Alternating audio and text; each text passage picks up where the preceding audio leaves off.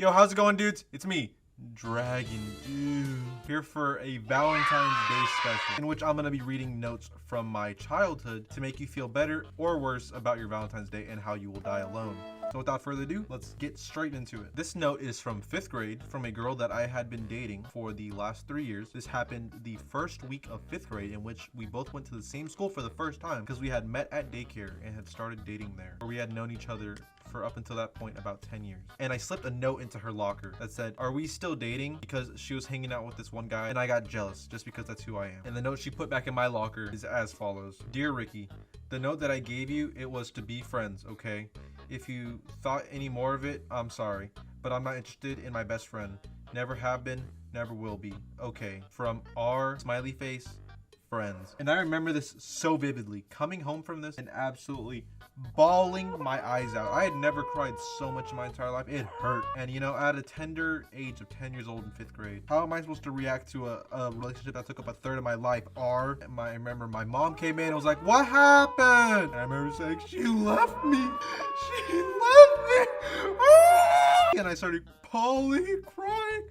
Why am I never good enough? But it didn't even matter because I was balling in 5th grade and had a girlfriend a week later. So who really won here? We'll go ahead and fast forward from that and her dating that guy for the rest of the entire year, which pissed me off. But it doesn't matter because then they broke up and then she had another boyfriend and then they broke up and now I think she's on her 3rd boyfriend. And I'm pretty sure they're happily dating, so good for them, but not really. And this is from a girl who I have no remembrance of dating. However, one day I was at a soccer field playing soccer with my neighbor, and as I was taking a break, you know, taking a sip of water on the swing, drinking my water bottle, you know, just absolutely chilling like a villain, this group of girls that I recognized from school but I'd never really talked to because they only spoke Spanish came out and were like, I was talking to the one that was in my class that spoke English about whatever. And then one of her friends, mind you, I had never met before, came onto the side of me and gave me a kiss on the cheek in front of the rest of her friends. And holy shit, have I never felt so disgusted.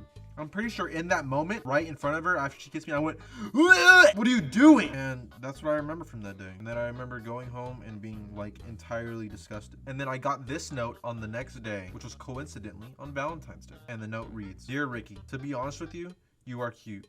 I love your voice and I wanted to tell you I like you. And will you be my Valentine? With love, Wendy's. P.S. Want to go out. I heart you. R+W. I love you, Ricky." How absolutely sweet. And you know what I said to that? I remember being on the bus, getting that at like 7:30 in the morning on the way to school. And I remember saying to her, looking her dead in the eye and saying, "Yeah, I'll read this while I'm in class today." And then I shoved it in my backpack. And that's where it stayed for the rest of the day. Until I got home and got the guts to read it, in which I immediately went, and then I would say maybe about a week later, after receiving Valentine's Day chocolate from her and just absolutely gobbling it up in class, I received this note from her, again on the bus, because that's the only place we ever saw each other, because we lived in the same general neighborhood, which is why she gave me the kiss at the soccer field. And the note reads, "TBH, Ricky, I love you. I love your voice, you my everything. But we don't talk or nothing. I always give you cards and I'm the only one in our relationship to care about us. You don't talk about me like I always do with my friends. And your friends ask you if you're going out with me and you tell them no. You always ignore me, but I don't because I love you." And I think it's a very important time to mention now that she only spoke Spanish. She exclusively spoke Spanish and didn't speak a lick of English. And I don't speak much Spanish. I didn't know what the fuck was going on. I played dumb and pretended to not know what the fuck was going on. But nonetheless, she still thought we were dating. And I never said once, "Yeah, why not? Let's date." Not a single time. And for some reason, she had drilled into her head, or her friends had told her, that we were dating. And she decided to give me this note. Continuing the note, "And I do tell my friends, I'm going out with you, Ricky. Since we started dating, you were like this. And I always do everything for you. But you don't do nothing for me, Ricky. Why don't you do everything I do for you to me, Ricky? Why our relationship had to be like this? Even though you don't do nothing for me every day that we're going out, I love you. I don't care if you're ugly or cute. You have all my heart. Read back." See, so I just really wasn't about it. I was like, what the f-? Like, I hate this shit, but you know, I would try to explain to her, like, we're not dating, or get her friend to explain to her that we're not dating, but I guess I never did, because she kept on giving me notes. This is the second. "I know you don't feel the same like me. Why your friends think we're not going out, Ricky. I made this card is for you to know my feelings. I love you, Ricky. Because we can't talk, that's why I made this card for you." See, she knew we couldn't talk to each other. She knew we couldn't speak to each other, so she thought, let me hop onto Google Translate, write out this entire card, and then go ahead and give it to him. Why would you do that? Why would you put me in that predicament? Why would you do that? Why don't you talk to me if we're going out? We never give a hug or nothing. The first time I give you a kiss is from my part. And because I wanted to give you a kiss, not you, I did. See? And that's the thing. That's the thing. She wants to give me a kiss, and I did not want to give her a kiss. Why can't women respect men's boundaries and not try to force them into anything? It's disgusting. And then she ends the card with, love you, Ricky. Wendy's plus Ricky equal heart. Wow, what a lovely, touching story of a girl that couldn't take a hint and me with too much riz. And so we graduated from middle school to junior high, which if you don't know what that is, that's 7th to 8th grade. That's 12 to 14 years old. The first week that we are in 7th grade, word gets around that she had a kid over the summer break. At 12 to 13 years old, she had a kid. And I found this absolutely mind-boggling. How are you 12 and 13 and having a kid? And then I remember that one of my friends had started jokingly saying to me and my friend group, hey, you know that's Dragon Dude's baby? And I had never been in more drama in my entire life. Just by this joking rumor that had been taken out of context by another girl inside of my class, I somehow had a kid that wasn't even mine. Can you believe that? And then it took everybody like a year and asking me personally, hey, did you have a kid with her? For me to say, no, I didn't. It's not mine. Why do people think I have a kid? But it somehow gets even worse because during sophomore year, or again for the people that don't speak freedom, she had another kid. And how does that happen? How do you have 2 kids before you're out of high school and have graduated? And I think it'd also be a good side note to include that she actually dropped out sophomore year of high school, which I, looking back at it, was a huge bullet bill sized bullet that I had narrowly escaped. We're gonna go and switch it up during this Valentine's Day special. Going over to a student teacher love story with my 6th grade algebra teacher, Mrs. D, where she wrote me a end of the year letter to me that reads, Ricky Shilly Shally, over the course of this year, you have become one of my favorite people. I have enjoyed having you in my class so much. You are a smart, kind, funny, helpful young man. Students like you are why I went into teaching. Next year at junior high, have fun, be safe, and stay your true self. You are wonderful. Love, Mrs. D. And wow, let me tell you, this teacher, she was hot. She was just hot. All the other kids in my grade, we all had a crush on her. And then she decided to give me that letter at the end of the year. I was heartbroken. I was like, no, please take me back, please.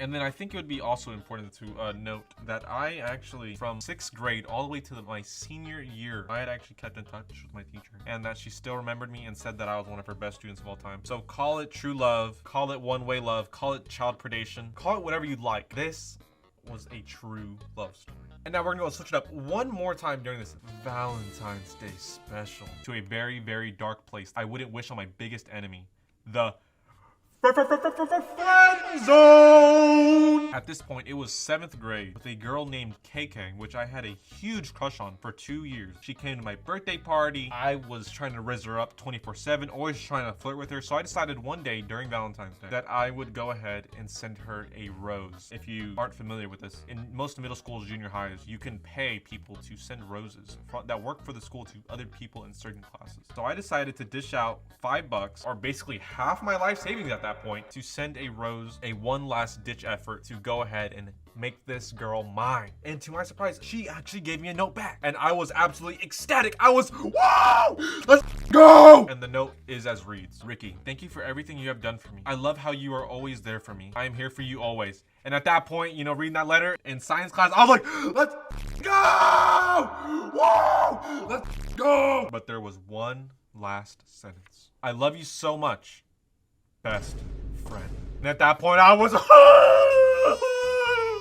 why, God? Why do you give your soldiers the hardest fights? Absolutely heartbroken. And there I stayed in the friend zone for the rest of the 8th grade school year. And as an advice from somebody that has been in the friend zone for a very long time, to anybody watching this, new viewer or old subscriber or not, I'm giving you this advice to shoot your shot. The worst they can do is say no and or pour gasoline onto your house, light it all on fire while you're asleep. But that's beside the point. Shoot your shot. The worst they can do is say no. And if they say no, who cares? They probably weren't the right one for you anyways. I know everybody says that, it's super cliche. But as somebody who has been in the friend zone for a very long time, I am telling you, if you're in high school, for example, and you see a nice hot babe in your whatever class, and you've been best friends with her for years and years, and you're thinking to yourself, no, Dragon Dude, I shouldn't do it. What if I mess up our best friendship? What if you do mess up your best friendship? You don't even want to be best friends with them in the first place. You want to date them. You love them so much. So just lay it out on the line. Just say, hey, I don't want to make things weird, but I feel like you should know I like you. Boom. Super professional, super formal. Who would care? And if they say ill, then who cares? Just go ahead, tell them how you feel, or just ask them that formal question that I just gave you for free and just see how it plays out. Worst they could do is say no. One of the best things they could do is say yes, and you start dating. You guys get married, live together, start a family, grow old together, and die. That is the best thing that can happen to you. And I want you to think about that while you're watching this video. So go and take a second, pause the video, send a text to your crush, and just tell them, hey, I'm gonna give you a thing to type out right now. You ready? Hey, I think you're absolutely fantastic, and I've liked you for a really long time. How would you feel if we started dating? Boom, there you go. Absolute Riz alert. You know, they'll probably say yes to that. Because I mean, who wouldn't want you? You're absolutely amazing. You're gonna think about it in the future and you're gonna regret it. Just like how this next person regretted it. With the oldest and last note I have for this video, in which I was in about 3rd grade. If you don't know what 3rd grade is, because you don't speak freedom, this is about whenever I was 7 to 8 years old, in which I was in daycare and there was this girl that was there for summer break. And I always felt like we had a good thing going on, in which she wrote me a letter that says, Dear Ricky, I have felt as if you have been a big part of my life. So this is my last day and I am not afraid to say ... that I love you. You're a hot babe. Isabella. Go on Bax. Bax with a Z. P.S. If I ever come back, tell if you like me or not. P.P.S. Call me. And I don't exactly remember what I erased out of that bubble, but I'm pretty sure it was a picture of a penis. And so that's where you think it ends. She wrote me that note, she left and never came back. But no, you'd be dead wrong. She came back 2 weeks later during the school year and she asked if I liked her or not. And I said, yes, but I have a girlfriend. And it was the girl from the very first note. We were still dating at that point. And instead of going with the girl that would probably have came to love me more than the other, I chose the wrong girl. So if that's something you're thinking about also, you need to just shoot your shot. Go for it. The friend zone is a horrible place. You never want to be there. Shoot your shot, get out of there, and win the day. If you could take any message from this Valentine's Day video, it's that 8-year-old Dragon Dude had more Riz than you do now. Happy Valentine's Day. That's gonna do it for this one. I'll see you guys on the next one. Bye!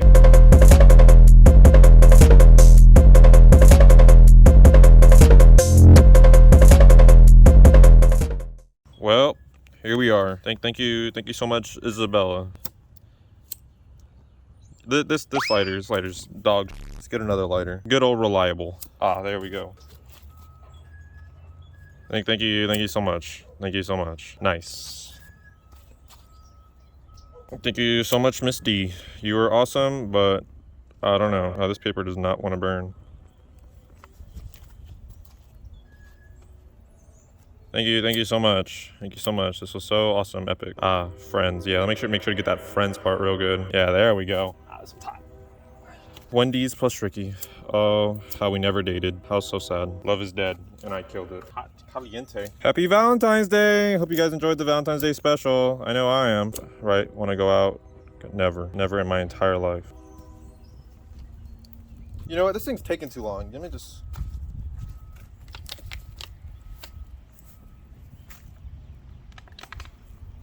Oh, that's what I'm talking about. Yeah.